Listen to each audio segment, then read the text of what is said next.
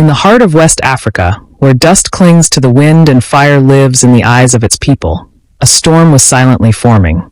A storm with no thunder, no lightning, but the weight of betrayal behind every gust. Burkina Faso, a nation battered by coups, drained by terror, and stripped by foreign hands, had found its lion. His name was Ibrahim Traoré. Young, fierce, unapologetically African. At just 34, he was not only the youngest head of state on the continent, but a symbol of rebellion, of hope, of resistance.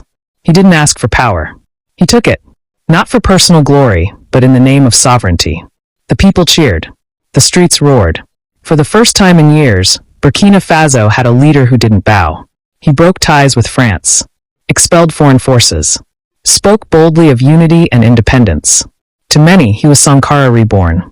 But power paints a target, and Ibrahim Traoré was now a marked man. April 2025. As the dry season scorched the Sahel, something colder crept into the country. A plan. Silent. Calculated. Deadly. An assassination. Whispers leaked from intelligence corridors. Eyes in the shadows had seen too much. There were meetings, coordinated across borders. From dissidents holed up in Ivory Coast to suspicious figures arriving from the West. Some reports, never confirmed but widely believed, pointed to American military interests. One name stood out, General Michael Langley. Officially, he was a high-ranking commander. Unofficially, the accused architect of a foreign-backed coup. The Burkinabe government said the aim was clear: remove Traoré, replace him with a puppet, reclaim the lost influence over a nation that had dared to say no more. No hard evidence was ever released. But the reaction was volcanic. The people did not wait. From Ouagadougou to Bobo-Dioulasso, the streets filled with voices. Loud, angry, fearless. They carried signs that read, "Hands off our country." They burned flags.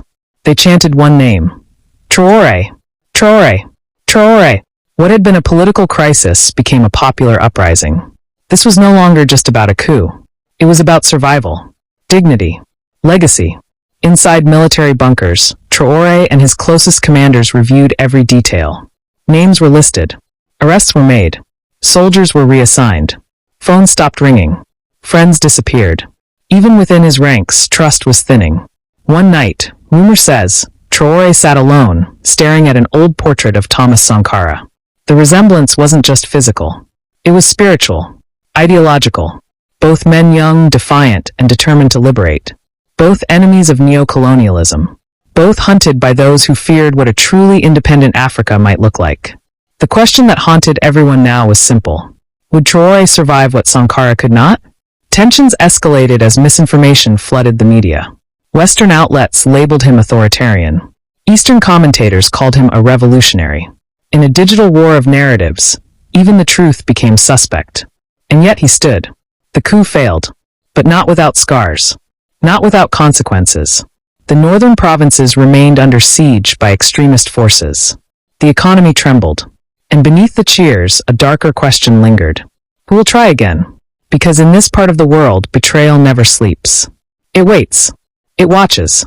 And when a leader refuses to kneel, they often don't fall in battle. They fall in silence.